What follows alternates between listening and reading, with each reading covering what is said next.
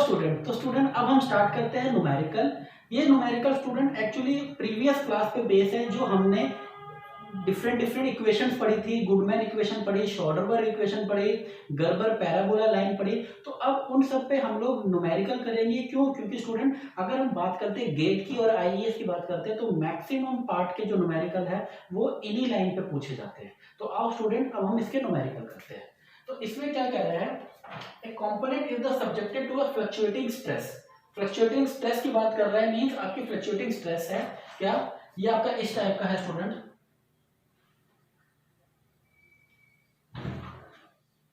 ये आपका क्या हो गया, सिग्मा मैक्स, ये सिग्मा मिनिमम, ये सिग्मा मैक्स और ये सिग्मा मिनिमम। ये क्या होगा स्टूडेंट, ये हमारा हो गया एम्पलीट्यूड, और ये जो पॉइंट होगा ये भी होगा हमारा एम्पलीट्यूड, और ये जो हमारा इतना रीजन होगा ये होगा हमारा सिग्मा मीन। तो ये होगा आपका सिग्मा वर्सेस टाइम पे। ठीक है, तो आपका ये फ्लक्चुएटिंग स्ट्रेस है। अब इस पे हमें क्या दे रखा है, आपका 125 एम्पियर दे रखा है। तो मींस आपका जो सिग्मा मैक्स है वो है 125 एम्पियर। ठीक है स्टूडेंट, दूसरा 125 एंड द 75 एम्पियर, ये क्या है आपका सिग्मा मिनिमम है। तो सिग्मा मिनिमम क्या है स्टूडेंट हमारा 75 एम्पियर। उसके बाद एंड्योरेंस स्ट्रेंथ दे रखी है, तो endurance strength means SE, SE कितनी दे रखी है हमें 75 एम्पियर। उसके बाद एसवाईटी दे रखी है, एसवाईटी दे रखी है कितनी, वो दे रखी है हमें 200 एम्पियर। तो स्टूडेंट ये हमारा क्या है, ये हमारा गिवन डेटा है, ये हमारा डेटा गिवन है। अब हम क्या करेंगे, इस पर सबसे पहले सिग्मा मैक्सिमम और सिग्मा मिनिमम निकालेंगे। तो सिग्मा मैक्सिमम की अगर बात करेंगे तो फॉर्मूला क्या होता है, सिग्मा मीन निकालेंगे तो क्या होगा, sigma maximum plus sigma minimum upon में 2। ठीक है स्टूडेंट, तो इसकी वैल्यू क्या होगी आपकी, सिग्मा मैक्सिमम क्या है 125 प्लस 75 अपॉन में 2। तो स्टूडेंट आप इसको एक बार सॉल्व करो तो आपकी वैल्यू कितनी आएगी, एक बार सॉल्व करो तो आपकी वैल्यू आएगी 100 एम्पियर। आपकी वैल्यू आएगी 100 एम्पियर। एक बार इसको सॉल्व करो, आपकी वैल्यू 100 एम्पियर आएगी। अब दूसरा लेते हैं हम सिग्मा ए। तो इसका जो स्टूडेंट फॉर्मूला क्या होगा, इसमें क्या होगा, sigma max minus sigma minimum upon में 2, तो विच इज इक्वल टू, अब इसकी वैल्यू डाल दो, क्या होगा स्टूडेंट 125 माइनस कितना है 75 अपॉन में 2। तो इसका जो आंसर आएगा आपका आएगा, इसका आंसर क्या आएगा, इसको सॉल्व करो तो इसका आंसर आएगा 25 एम्पियर। सही है ना, 25 एम्पियर। ये क्या है 200 मतलब एसवाईटी, तो 25 माइनस 75 अपॉन में 2 इज 25 एम्पियर। ठीक है स्टूडेंट, अब हम बात करते हैं, आपसे पूछा क्या, शोल्डरबर्ग इक्वेशन पूछा है। तो देखो स्टूडेंट अब तक ये गिवन था, हमने सिग्मा एम निकाला, सिग्मा ए निकाला, ठीक है, मीन निकाला, एम्पलीट्यूड निकाला। अब हम बात करते हैं शोल्डरबर्ग की, क्या शोल्डरबर्ग इक्वेशन की। तो शोल्डरबर्ग लाइन, तो शोल्डरबर्ग लाइन का स्टूडेंट आपका फॉर्मूला क्या था, आपको याद है, सिग्मा एम अपॉन में sigma S Y T plus sigma plus S A upon में S E which is equal to 1 upon में एफ ओ एस। ये स्टूडेंट फॉर्मूला था, एस एम अपॉन में S Y T plus S A upon में S E which is equal to 1 upon में F O S. अब student इसकी value अगर हम पुट कर देते हैं तो क्या हो जाएगा, तो इसकी वैल्यू 100 अपॉन में कितना हो जाएगा, 100 अपॉन में 200 एस एम अपॉन में S Y T plus S A की वैल्यू क्या है आपकी 25 अपॉन में 75, ठीक है, which is equal to 1 upon में फैक्टर ऑफ सेफ्टी। अब तो स्टूडेंट हमारा क्या है 100 अपॉन में 200 प्लस 25 अपॉन में 75 which is equal to 1 upon the factor of safety. अब हमें इसमें एफओएस की वैल्यू निकालनी है, एफओएस। तो स्टूडेंट जब हम इसको पूरा सॉल्व करेंगे, एलसीएम लेंगे, आपके पास कैलसी है, आप एक बार सॉल्व करो, जब इसका हम फाइनल सॉल्व करेंगे तो हमारा एफओएस की वैल्यू निकलेगी, फैक्टर ऑफ सेफ्टी की क्या वैल्यू निकलेगी 1.2, ये हमारी वैल्यू निकलेगी। अब स्टूडेंट हमारा जो फैक्टर ऑफ सेफ्टी निकला है 1.2 निकला है। अब हम मैच करके देखते हैं कि हमारा करेक्ट आंसर क्या है। तो इसमें ऑप्शन में दे रखा है 2.1 हमारा आंसर 1.2 निकला, गलत है। बी आंसर सही है, सी गलत है, डी गलत है। तो हमारा स्टूडेंट जो करेक्ट आंसर है वो करेक्ट आंसर हमारा बी है, और इसका जो फैक्टर ऑफ सेफ्टी निकला है वो 1.2 निकला है। आप स्टूडेंट एक बार इसका मेथड देख लो, फिर मैं आपको नेक्स्ट क्वेश्चन करवाता हूं। स्टूडेंट ये हमारा सेकंड क्वेश्चन है। अभी सेकंड क्वेश्चन में क्या पूछ रहे हैं कि equation of Goodman line is given by, कि स्टूडेंट आपको गुडमैन लाइन बतानी है कि गुडमैन लाइन की इक्वेशन क्या होगी। ठीक है, अब गुडमैन लाइन आपको पता है स्टूडेंट कौन सी होती है। अगर हम बात करेंगे ग्राफ की, तो ये जो लाइन है स्टूडेंट, ये होगी आपकी गर्बर, ये जो लाइन होगी स्टूडेंट ये होगी आपकी गुडमैन की, और ये जो होगी आपकी ये होगी एस वाई टी पे, और ये होगी एस यू टी पे। तो ये होगी आपकी कौन सी, शोल्डरबर्ग, ये आपकी शोल्डरबर्ग होगी। ये होगा आपका एम्पलीट्यूड, स्ट्रेस, एम्पलीट्यूड, और ये होगा आपका मीन पे, ये मीन पे होगा, ये स्ट्रेस एम्पलीट्यूड पे होगा। तो स्टूडेंट इसमें हमें ये बतानी है, इस वाली रीजन, ये इसकी इक्वेशन क्या होगी, इस वाले की गुडमैन इक्वेशन क्या होगी, गुडमैन लाइन की इक्वेशन क्या होगी, गुडमैन लाइन की। तो स्टूडेंट अगर हम बात करेंगे गुडमैन लाइन की, गुडमैन लाइन की, तो गुडमैन लाइन की जो इक्वेशन होगी स्टूडेंट क्या होगी, अगर हम इसकी बात करेंगे तो इक्वेशन होगी सिग्मा ए अपॉन में एस ई।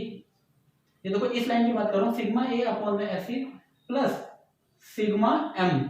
ये इस अगर इस बात ये वाली बात हो जाएगी तो क्या हो जाएगा, सिग्मा एम अपॉन में S U T which is equal to 1 upon में एन। एक इक्वेशन ये बनेगी क्या, सिग्मा ए अपॉन में S E plus sigma M upon में S U T which is equal to 1 upon में एन। और एन क्या स्टूडेंट आपका, एन है आपका फैक्टर ऑफ सेफ्टी, एन है आपका फैक्टर ऑफ सेफ्टी। अगर एन को हटा देंगे तो आपकी इक्वेशन क्या बनेगी, सिग्मा ए अपॉन में sigma E plus sigma M upon में S U T which is equal to 1। तो स्टूडेंट इसके हिसाब से आपकी जो आंसर होगा, करेक्ट आंसर क्या होगा, तो ए एस एम अपॉन ये नहीं होगा, आपका बी ये नहीं होगा। तो स्टूडेंट इसका जो करेक्ट आंसर होगा वो ये होगा, देखो सिग्मा एम अपॉन में S U T, sigma M upon में S U T plus sigma A upon में S E which is equal to 1। तो इसका जो करेक्ट आंसर होगा स्टूडेंट वो आपका सी होगा, और डी भी नहीं होगा।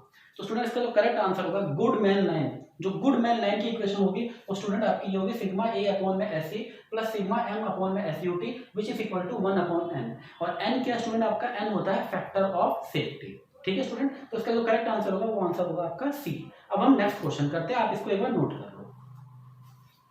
हेलो स्टूडेंट, तो स्टूडेंट अभी आपका क्वेश्चन नंबर 3 है, चलो हम इसको शुरू करते हैं। क्या पूछा है, for a very sharp crack stress concentration factor. अब स्टूडेंट ये टॉपिक मैंने आपको डिटेल में बताया था, स्ट्रेस कंसंट्रेशन फैक्टर क्या क्या होता है, उसके सारे फॉर्मूले बताए थे, तीनों पार्ट बताए थे, सर्कुलर पे क्या होगा, पैरेलल पे क्या होगा, परपेंडिकुलर पे क्या होगा, तीनों पार्ट बताए थे, और चौथा पार्ट मैंने हाफ क्रॉस सेक्शन का बताया था। तो स्टूडेंट आप एक बार वो देखोगे मेरे फॉर्मूले तो आपको सारा की सारे न्यूमेरिकल 1 मिनट में हो जाएंगे। तो चलो हम ये सॉल्व करते हैं। For a very sharp crack stress concentration factor become, तो फॉर इलिप्टिकल के लिए बात करते हैं, फॉर इलिप्टिकल की बात करेंगे, फॉर इलिप्स की बात करेंगे स्टूडेंट। तो इलिप्स की कंडीशन स्टूडेंट मैंने आपको बताई थी क्या होती है। तो इलिप्स की कंडीशन क्या होगी स्टूडेंट, आपको पता होगा KT equal to 1 plus 2 A upon में B। KT equal to 1 plus 2 A upon में B। तो 1 प्लस 2 A अपॉन में B हो जाएगा फॉर वेरी शार्प के लिए। किसकी बात हो रही है, वेरी शार्प। तो क्या होगा, फॉर वेरी शार्प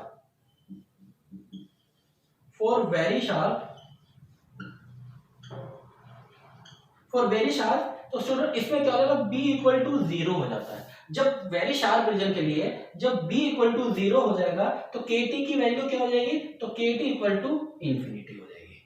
तो KT की वैल्यू क्या हो जाएगी स्टूडेंट, इंफिनिटी हो जाएगी। देखो फॉर एलिप्स के लिए KT क्या हो जाएगा, 1 प्लस 2 ए अपॉन में बी, ये फॉर्मूला होता है। फॉर वेरी शार्प रीजन के लिए क्या होता है, बी इक्वल टू 0 हो जाएगा, तो बी इक्वल टू 0 तो फिर के टी इक्वल टू इन्फिनिटी। तो स्टूडेंट इसका जो आंसर होगा वो इन्फिनिटी होगा, मींस इसका जो करेक्ट आंसर होगा स्टूडेंट बी होगा।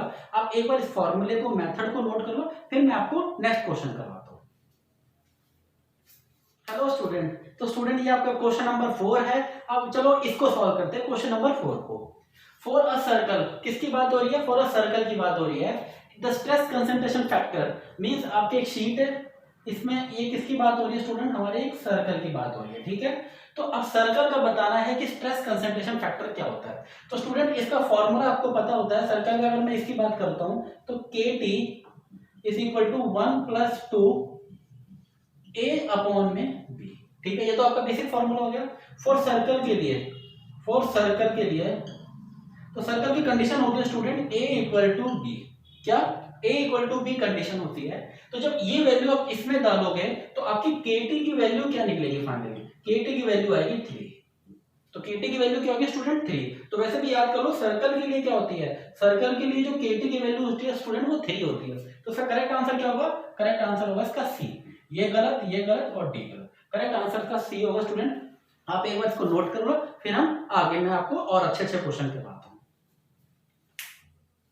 हेलो स्टूडेंट, तो स्टूडेंट ये आपका है क्वेश्चन नंबर 5। चलो स्टूडेंट हम इस क्वेश्चन को भी ट्राई करते हैं कि कैसे होगा। A loaded semi infinite flat plate is having an elliptical hole, कि मतलब स्टूडेंट आपके पास एक शीट है, उसके अंदर एक होल है, तो उस होल का जो वो दे रखा है dimension a upon B, means a upon बी क्या दे रखा है, a अपॉन में b इज इक्वल टू 2, ये आपको गिवन है। इन द मिडल मींस एक शीट के मिडल में होल है और उसका डायमेंशन दे रखा है, वो दे रखा है a अपॉन में b which is equal to 2। The stress concentration factor at this point either x और y, मींस आपको स्ट्रेस कंसंट्रेशन फैक्टर बताना है आइदर x और y पे। मींस क्वेश्चन क्या है स्टूडेंट, आपके पास एक शीट है, आपके पास क्या है, ये एक शीट है, ऐसी ये एक शीट है, इस शीट के बीच में होल हो रखा है। अब उस होल पे आपको बताना है कि इसका क्या होगा, इसका स्ट्रेस कंसंट्रेशन फैक्टर बताना है अलोंग x पे या y पे, किसी पे भी बताओ, और इसका जो डायमेंशन दे रखा है वो a अपॉन में b which is equal to 2 दे रखा है। तो स्टूडेंट चलो सॉल्व करते हैं इस क्वेश्चन को भी। तो फॉर स्ट्रेस कंसंट्रेशन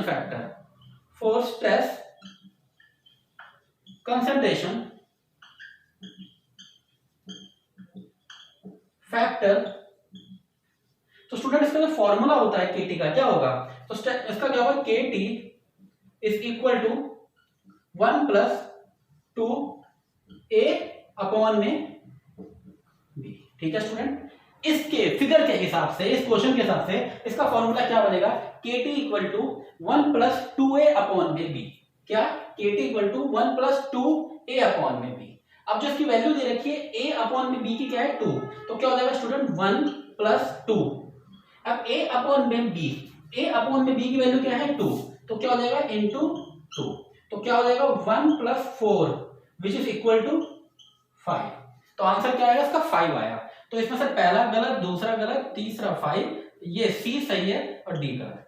तो स्टूडेंट इसका जो करेक्ट आंसर होगा वो करेक्ट आंसर होगा इसका सी, और इसका आंसर क्या आया 5 आया। तो स्टूडेंट देखो इस टाइप के क्वेश्चन आपसे गेट में, इंजीनियरिंग सर्विस में इस टाइप के क्वेश्चन पूछे जाते हैं। स्टूडेंट देखो क्वेश्चन कोई मुश्किल नहीं है, सारे इजी क्वेश्चन है, बस मेन क्या है आपके फॉर्मूले सारे टिप्स पे होने चाहिए, आपके फॉर्मूले याद होने चाहिए और कंसेप्ट आपको पता होने चाहिए स्टूडेंट। अगर कंसेप्ट पता होंगे और फॉर्मूले आपको याद होंगे तो कोई भी न्यूमेरिकल मुश्किल नहीं है। तो स्टूडेंट आप एक बार इसको नोट कर लो, फिर मैं आपको नेक्स्ट क्वेश्चन बताता हूँ। हेलो स्टूडेंट, तो स्टूडेंट ये है आपका क्वेश्चन नंबर 6 जो आपका इंजीनियरिंग सर्विस में पूछा गया था 1995 में। तो स्टूडेंट चलो इस क्वेश्चन को सॉल्व करते हैं। The design calculating for the member subjected to the fluctuating load with the same FOS yield the most conservative estimate. तो स्टूडेंट देखो अब ये पूछा है कि मोस्ट कंजर्वेटिव, तो स्टूडेंट मोस्ट कंजर्वेटिव आपका जो लाइन थी, जो आपके डिजाइन की कंडीशन थी, देखो स्टूडेंट आपके पास 3 कंडीशन थी। सबसे पहले गर्बर लाइन, फिर गुडमैन लाइन और तीसरी थी आपकी शोडरबर्ग लाइन। तो स्टूडेंट मैंने आपको बताया था कि Soderberg line is the best condition for the design, ठीक है स्टूडेंट। कैसे, आप देखो इधर ये था आपका क्या, स्ट्रेस एम्पलीट्यूड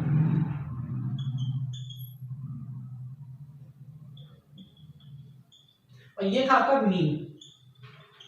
मीन स्ट्रेस। तो स्टूडेंट हमने ये जो पहला पॉइंट था ये हमारा क्या था, SYT,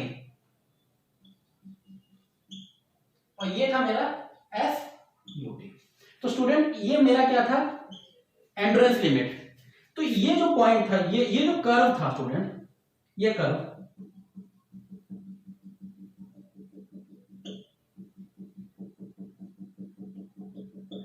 तो ये कर्व था, ये स्टूडेंट ये कर्व था क्या आपका, गर्बर पैराबोला। तो गर्बर पैराबोला एक्चुअली क्या था स्टूडेंट, ये इसका और इसका मीन था, इसका और इसका मीन था, मींस एवरेज था, कि ये इनिशियल और फाइनल का एवरेज निकाल के उन्होंने क्या करा था, एक कर्व बनाया था, और उस कर्व को बोला था कि ये वाला रीजन क्या होगा, ये वाला रीजन होगा आपका फेलियर, और ये अंदर वाला रीजन होगा आपका सेफ। तो लेकिन स्टूडेंट ये एग्जैक्ट पॉइंट नहीं था कि चलो गर्बर ने एक पैराबोला कर्व दिया था और बोला था कि ये जो बाहर वाला होगा फेलियर होगा, अंदर वाला सेफ होगा, और ये जो कर्व बनाया था ये एवरेज वैल्यू पे बनाया था, मींस इसकी वैल्यू और इसकी वैल्यू उठा के इन्होंने एवरेज एक कर्व बनाया था जो पैराबोला की फॉर्म में था। और ये स्टूडेंट आपके ये स्पेसिमेन है, मींस आपकी टेस्टिंग है, आपने डिफरेंट वैल्यू पे टेस्ट करा तो आपको ये कर्व मिला। फिर स्टूडेंट एक गुडमैन लाइन आई और गुडमैन ने बोला कि आपका एंड्योरेंस से लेकर SUT को डायरेक्ट मिला देंगे, तो अब क्या होगा, ये आपकी एग्जैक्ट लाइन हो जाएगी, और इस लाइन को बोला था उन्होंने गुडमैन लाइन बोलते हैं इसको, गुडमैन लाइन, गर्बर लाइन और गुडमैन लाइन। तो स्टूडेंट ये था क्या था, आपकी एंड्योरेंस से लेकर SUT पे ये इन्होंने डायरेक्ट लाइन बना दी थी। अब इन्होंने बोला था कि हमें कोई एवरेज और मीन लेने की जरूरत नहीं है, अब ये जो लाइन से जो अंदर होगा ये रीजन क्या होगा, आपका सेफ होगा, और ये आपका फेलियर होगा। इन्होंने अब इसको गर्बर को और रिफाइन कर दिया था, तो बोल दिया था कि ये गुडमैन क्या होगा आपका, अब डायरेक्ट लाइन है एंड्योरेंस से लेके SU तक, मतलब अल्टीमेट तक, और ये जो रीजन होगा अंदर वाला रीजन सेफ होगा और ये रीजन फेल होगा। लेकिन उसके बाद में शोडरबर्ग एक साइंटिस्ट थे, उन्होंने अलग एक कंडीशन दी। शोडरबर्ग ने बोला है कि जब आपका यील्डिंग के बाद अगर पार हो जाता है तो वैसे ही आपका डिजाइन तो प्लास्टिक डिफॉर्मेशन में आ जाता है, और प्लास्टिक डिफॉर्मेशन तो एक टाइप का फेलियर हो गया। तो उन्होंने बोला था कि आप इसको भी अवॉइड करो, इसको भी अवॉइड करो, आपका जो एंड्योरेंस से लेके जो आपका SYT तक होगा, एंड्योरेंस से लेके आपका जो यील्डिंग पॉइंट तक होगा, वो डिजाइन क्या होगा, आपका सेफ होगा। मींस जो आपकी जो अब जो आए थे ना, जो ये जो लाइन दी थी, ये किसने दी थी, शोडरबर्ग ने, शोडरबर्ग लाइन। तो शोडरबर्ग ने क्या बोला था, शोडरबर्ग ने ये बोला था कि एंड्योरेंस से लेके आपकी यील्डिंग पॉइंट तक अगर हम डायरेक्ट मिला देते हैं, और जो ये वाला जो रीजन होगा, ये रीजन होगा आपका क्या, सेफ रीजन का, और इस रीजन के जो बाहर होगा ये रीजन क्या होगा, आपका फेलियर होगा। तो इन दोनों को और उन्होंने रिफाइन किया था और बोला था कि आपका एंड्योरेंस से लेके जो यील्डिंग पॉइंट तक रहेगा वो आपका क्या होगा, सेफ रीजन होगा, क्योंकि इसके बाद क्या होता है, इतने रीजन में तो आपका प्लास्टिक डिफॉर्मेशन आ जाता है, और plastic deformation is one of the failure. तो स्टूडेंट ये जो अगर अकॉर्डिंग टू द ये जो लाइन थी, ये जो लाइन शोडरबर्ग लाइन को कहते हैं most conservative design, most conservative line, most conservative line. तो स्टूडेंट ये क्या होता है, ये मोस्ट कंजर्वेटिव लाइन होती है, सबसे ज्यादा सेफ रहती है, सबसे ज्यादा कंजर्वेटिव है। हम डिजाइन भी बनाते हैं तो इस लाइन को यूज करते हैं, किसको, इस वाली लाइन को, और इस लाइन को कहते हैं शोडरबर्ग लाइन। तो स्टूडेंट इसका आंसर क्या होगा, गर्बर नहीं होगा, शोडरबर्ग यस, आपका गुडमैन नहीं, नन ऑफ दिस नहीं। तो इसका जो करेक्ट आंसर होगा, करेक्ट आंसर होगा आपका शोडरबर्ग लाइन। तो स्टूडेंट आप एक बार इसको नोट कर लो, फिर मैं आपको नेक्स्ट क्वेश्चन बताता हूं। हेलो स्टूडेंट, तो स्टूडेंट अब ये है आपका क्वेश्चन नंबर 7, जो आपका इंजीनियरिंग सर्विस 1992 में पूछा गया था।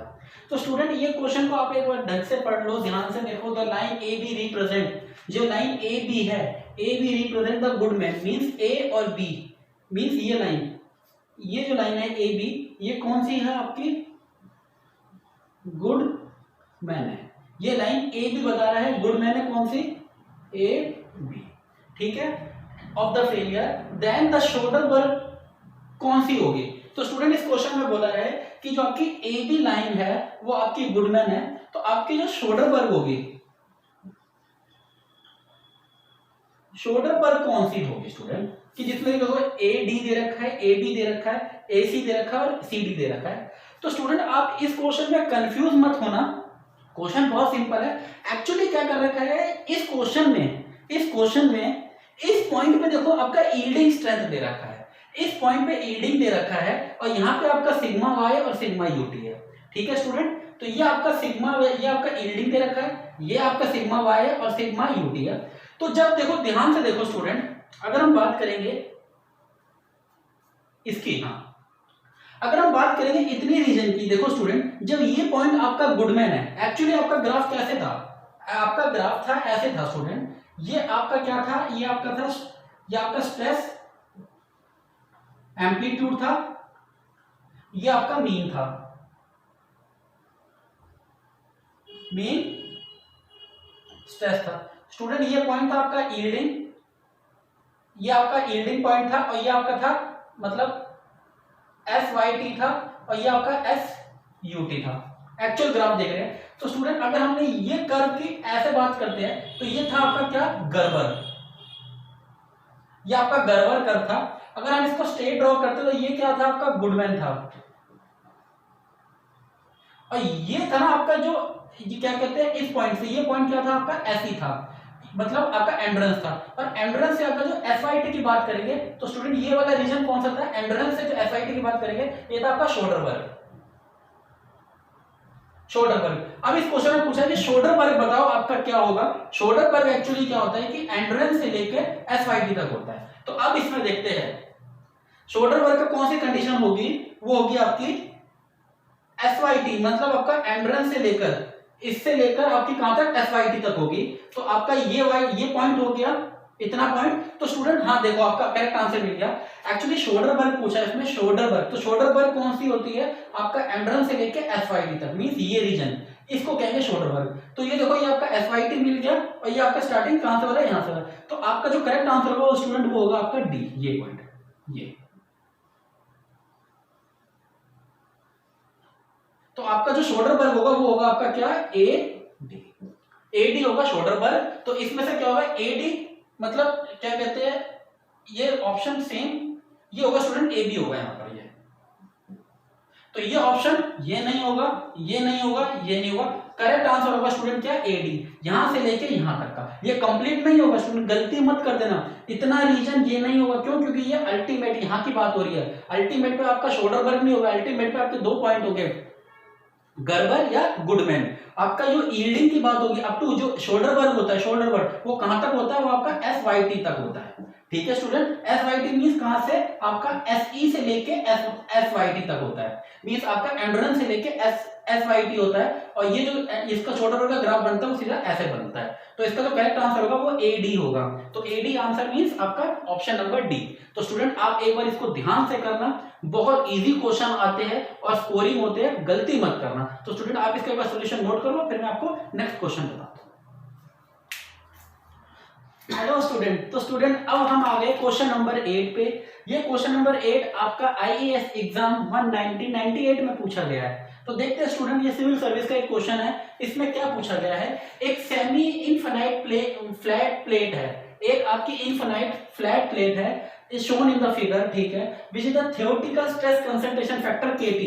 इसमें KT का बात हो रही है, मतलब theoretical stress concentration factor KT की बात हो रही है for an elliptical hole। Means student ये आपका elliptical hole है। अब इसमें आपको बताना है मेजर एक्सिस कितना दे रखा है, 2a दे रखा है एंड 2b दे रखा है, मींस x एंड y आपका कितना, ये 2a और 2b दे रखा है। तो स्टूडेंट अब इसमें से बताना है कि हमारा फाइनल आंसर क्या होगा। तो जब हम बात करेंगे स्ट्रेस कंसंट्रेशन फैक्टर की, स्टूडेंट स्ट्रेस कंसंट्रेशन फैक्टर की, स्ट्रेस कंसंट्रेशन फैक्टर, तो स्ट्रेस कंसंट्रेशन फैक्टर में स्टूडेंट मैंने आपको बताया था, जब हम होल की बात करते हैं इस टाइप में लोड है, तो यहां पे क्या होगा स्टूडेंट, आपकी मैक्सिमम स्ट्रेस लगेगी। ये स्ट्रेस क्या होगी स्टूडेंट, आपकी मैक्सिमम होगी, मैक्सिमम स्ट्रेस होगी स्टूडेंट इस रीजन पे।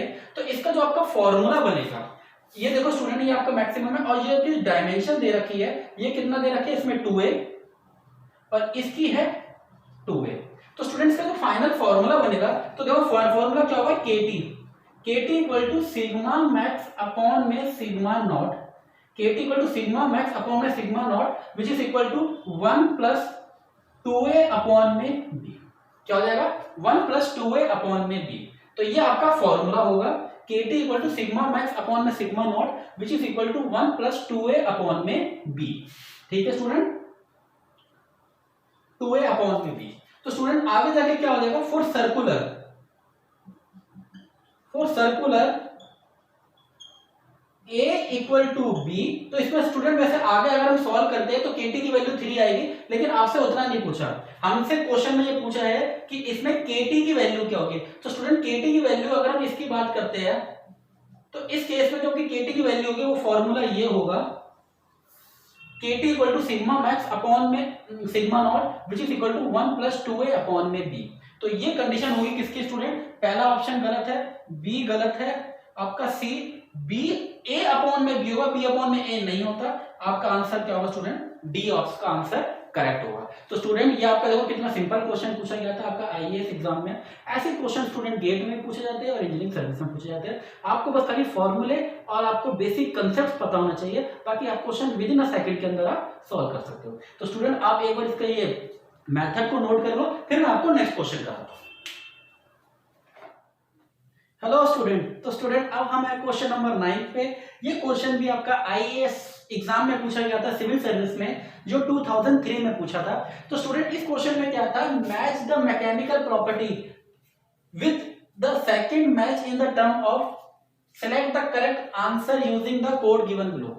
मीन स्टूडेंट ये आपका एक टेबल दे रखा है, टेबल 1 में क्या है, मैकेनिकल प्रॉपर्टी है, और टेबल 2 है, इसके यूजेस है, वो कहां उसके यूज होते हैं। ठीक है स्टूडेंट, जैसे बात करेंगे टेबल 1 लिस्ट 1 में क्या है, स्ट्रेंथ है, क्या फ्लक्चुएटिंग लोड पे है, बी है टफनेस है, सी है स्टिफनेस है, और चौथा है डक्ट, ये क्या है आपका डक्टिलिटी है। तो ये क्या स्टूडेंट, ये आपकी मैकेनिकल प्रॉपर्टी है, और ये है आपका मेजर टर्म्स, मींस ये इसका कहां का यूज होता है, ये है percentage elongation, modulus of elasticity, endurance limit and impact strength. तो स्टूडेंट अब हमें ये मैच करना है, ये इसके ऑप्शन है। तो स्टूडेंट अगर हम बात करते हैं, देखो स्टूडेंट अगर मैं स्ट्रेंथ की बात करता हूं, स्टूडेंट स्ट्रेंथ की, तो देखो इधर लिख रहा हूं मैं स्ट्रेंथ की। अगर मैं स्ट्रेंथ की बात करता हूं स्टूडेंट, तो अगर मैं स्ट्रेंथ की बात करता हूं, स्ट्रेंथ किस पे होती है, तो स्ट्रेंथ अगर हम बात करते हैं, जैसे कि जो स्ट्रेंथ जो फ्लक्चुएटिंग लोड होता है, फ्लक्चुएटिंग लोड है वो किस पे डिपेंड करता है, वो डिपेंड करता है आपका किस पे, एंड्योरेंस स्ट्रेंथ पे, वो आपका एंड्योरेंस स्ट्रेंथ पे डिपेंड करता है। तो स्ट्रेंथ की बात होगी तो वो होगा आपका एंड्योरेंस, कि एंड्योरेंस से नीचे और एंड्योरेंस से ऊपर, अगर उस कंडीशन से अगर एंड्योरेंस पॉइंट से अगर नीचे रहेगा तो आपका डिजाइन सेफ रहेगा, उस पॉइंट से अगर ऊपर चला जाएगा, फ्लक्चुएटिंग की बात आएगी तो आपका क्या होगा, डिजाइन फेलियर होने का बात होगी। तो स्टूडेंट अगर स्ट्रेंथ की बात करेंगे तो हमारा एंड्योरेंस होता है। तो आपका पहले की बात करेंगे तो पहले का ऑप्शन आपका सी है, तो पहले में आपका ए में 3, देखो ऑप्शन आपका 2 भी बन रहा है और 4 भी बन रहा है, लेकिन अभी हमें श्योरिटी नहीं है। ठीक है स्टूडेंट, आपका 3 यहां भी आ रहा है और 3 यहां भी आ रहा है। अगर हम बात करते हैं स्टूडेंट सेकंड पॉइंट की, टफनेस की बात करते हैं, सेकंड पॉइंट टफनेस की बात करते हैं बी। तो टफनेस की बात करते हैं स्टूडेंट, तो टफनेस किस पे आता है, देखो टफनेस की बात करेंगे तो टफनेस जो होता है वो हमारा किस पे होता है, इंपैक्ट स्ट्रेंथ पे होता है। तो टफनेस किस पे होगा, अगर जैसे फ्लक्चुएटिंग की बात करेंगे ये आपका एंड्योरेंस पे होगा, टफनेस किस पे होगा आपका, इंपैक्ट स्ट्रेंथ उस पे होगा, इंपैक्ट पे होगा, इंपैक्ट स्ट्रेंथ पे होगा। ठीक है ना स्टूडेंट, टफनेस किस पे होगा आपका, इंपैक्ट स्ट्रेंथ पे होगा। अगर मैं स्टिफनेस की बात करूंगा स्टूडेंट, तो स्टिफनेस किस पे होता है, स्टिफनेस हमेशा होता है स्टूडेंट किस पे, मॉडुलस ऑफ इलास्टिसिटी पे होता है। और चौथा डक्टिलिटी की बात करूंगा तो डक्टिलिटी क्या आती है आपकी, इलोंगेशन पॉइंट। डक्टिलिटी कौन सा होगा आपका, इलोंगेशन पॉइंट होगा, तो percentage in the elongation point. तो स्टूडेंट इसका जो करेक्ट आंसर होगा, मींस आपका जो ए का है 3, मींस ए वाला पार्ट है आपका 3, बी वाला पार्ट किससे मैच हो रहा है आपका 4 से, तो बी वाला पार्ट हो रहा है 4 से। तो स्टूडेंट अब हमें पता चल गया हमारा करेक्ट आंसर क्या है, करेक्ट आंसर होगा हमारा सेकंड। तो करेक्ट आंसर होगा सेकंड, मींस ए का 3, बी का 4, सी का 2 एंड डी का 1। अब इसमें भी देख लो एंड्योरेंस, अगर आपकी स्ट्रेंथ फ्लक्चुएटिंग लोड की बात होगी तो फ्लक्चुएटिंग लोड किस पे रहता है, वो होता है आपका एंड्योरेंस लिमिट पे, एसई पे रहता है। टफनेस की बात करेंगे, टफनेस होता है आपका इंपैक्ट स्ट्रेंथ पे होता है स्टूडेंट। अगर हम स्टिफनेस की बात करेंगे, स्टिफनेस किस पे रहता है हमारा, मॉडुलस ऑफ इलास्टिसिटी पे होता है। और लास्ट आपका डक्टिलिटी क्या होता है, डक्टिलिटी होता है आपका परसेंट ऑफ इलोंगेशन, कि कितना आपका मेटल इलोंगेशन हो रहा है। तो ये पार्ट हो जाएगा आपका डी क्या होगा फर्स्ट होगा। तो स्टूडेंट इसका जो करेक्ट आंसर होगा वो होगा आपका सेकंड। ठीक है स्टूडेंट, आप एक बार इसको नोट कर लो, फिर मैं आपको नेक्स्ट क्वेश्चन और ऐसे कराता हूं। हेलो स्टूडेंट, तो स्टूडेंट अब हम है क्वेश्चन नंबर 10 पे, और ये भी आपका सिविल सर्विस एग्जाम 2000 में पूछा गया है। तो स्टूडेंट आओ चलो इसको भी हम सॉल्व करते हैं। तो पहला हो गया match the list with the match list first with list second and select the correct answer. तो स्टूडेंट हमें लिस्ट फर्स्ट और सेकंड को मैच करना है और करेक्ट आंसर बताना है इन चार ऑप्शन में से। तो स्टूडेंट पहले में दे रखा है ए पॉइंट में दे रखा है प्रूफ स्ट्रेस दे रखा है, दूसरा दे रखा है एंड्योरेंस लिमिट दे रखा है, तीसरा लीव स्प्रिंग दे रखा है, चौथा मॉडुलस ऑफ रिजिडिटी दे रखा है। लिस्ट 1 की बात करेंगे तो इसमें टॉर्जन टेस्ट है, सेकंड पे टेंसाइल टेस्ट है, तीसरे पे फटीग टेस्ट है और चौथे पे बीम ऑफ यूनिफॉर्म स्ट्रेंथ। तो स्टूडेंट अगर हम प्रूफ स्ट्रेस की बात करते हैं तो प्रूफ स्ट्रेस किस पे रहता है, एक्चुअली प्रूफ स्ट्रेस की बात करते हैं तो ये जो पॉइंट होता है ये आपका किस पे रहता है, ये आपका टेंसाइल पे रहता है, टेंसाइल टेस्ट पे रहता है। टेंसाइल टेस्ट मींस क्या स्टूडेंट, जब हम किसी स्पेसिमेन का टेस्ट करते हैं अपोजिशन डायरेक्शन में, जब उसका हम क्या करते हैं उसको स्ट्रेच करते हैं, आपका एक स्पेसिमेन है उसको ऑपोजिट डायरेक्शन में करेंगे तो उसमें क्या होता है आपका प्रूफ मींस आपका एग्जैक्ट पता चलता है। तो जो आपका प्रूफ स्ट्रेस होगा वो स्टूडेंट टोटली किस पे बेस होगा, वो होगा आपका टेंसाइल पे। ठीक है स्टूडेंट, जब हम बात करेंगे एंड्योरेंस लिमिट की तो एंड्योरेंस लिमिट टोटली स्टूडेंट किस पे बेस होता है, वो होता है आपका फटीग पे। फटीग टेस्ट एक्चुअली टोटली किसका होता है, आपका एंड्योरेंस का होता है। तो स्टूडेंट आपको दो पॉइंट मिल गए, एक मिल गया प्रूफ स्ट्रेस और दूसरा मिल गया एंड्योरेंस लिमिट। तो प्रूफ स्ट्रेस किसका है, टेंसाइल का, एंड्योरेंस है आपका फटीग का। ठीक है स्टूडेंट, जब हम बात करते हैं लीव स्प्रिंग की तो लीव स्प्रिंग क्या होता है स्टूडेंट, लीव स्प्रिंग एक्चुअली क्या होता है, हैवी लोड के लिए होता है। इसमें नंबर ऑफ प्लेट को जोड़ा जाता है, जैसे एक प्लेट ऐसे होता है स्टूडेंट, एक प्लेट उसके ऊपर एक और प्लेट, फिर उसके नीचे एक और, नीचे एक और, नीचे नीचे एक और, नीचे हैवी लोड के लिए बात होता है। तो अगर हम बात करेंगे लीव स्प्रिंग की तो वो होता है बीम ऑफ यूनिफॉर्म स्ट्रेंथ के लिए होता है। किसके लिए होता है, बीम ऑफ यूनिफॉर्म स्ट्रेंथ के लिए होता है। और मॉडुलस ऑफ रिजिडिटी किसके लिए होता है, वो होता है स्टूडेंट आप किसका, टॉर्जन का, टॉर्जन टेस्ट का। तो स्टूडेंट इसकी हम बात करेंगे तो पहला मिल रहा है, ए मिल रहा है किससे, 2 से, तो मींस ए मिल रहा है आपका 2 से, ऑप्शन फर्स्ट भी हो सकता है सेकंड भी हो सकता है। बी मिल रहा है किससे, आपका 3 से, तो option B, option first and second दोनों हो सकते हैं क्योंकि देखो दोनों कंडीशन सेम है। जब हम बात करेंगे लीव स्प्रिंग की तो लीव स्प्रिंग मिल रहा है हमारे किससे, चौथे से, तो इसका जो आंसर होगा ये, तो स्टूडेंट इसका जो करेक्ट आंसर होगा वो फर्स्ट होगा। इसका करेक्ट आंसर फर्स्ट होगा, मींस ए का 2, बी का 3, सी का 4, डी का 1। मींस प्रूफ स्ट्रेस किसके लिए होता है, टेंसाइल के लिए होता है, एंड्योरेंस लिमिट किसके लिए होता है, फटीग के लिए होता है, लीव स्प्रिंग होता है यूनिफॉर्म स्ट्रेंथ के लिए होता है, और मॉडुलस ऑफ रिजिडिटी होता है हमारा टॉर्जन टेस्ट के लिए होता है। ठीक है स्टूडेंट, तो करेक्ट आंसर इसका फर्स्ट होगा। स्टूडेंट आप इसको नोट करो, फिर हम आगे बढ़ते हैं।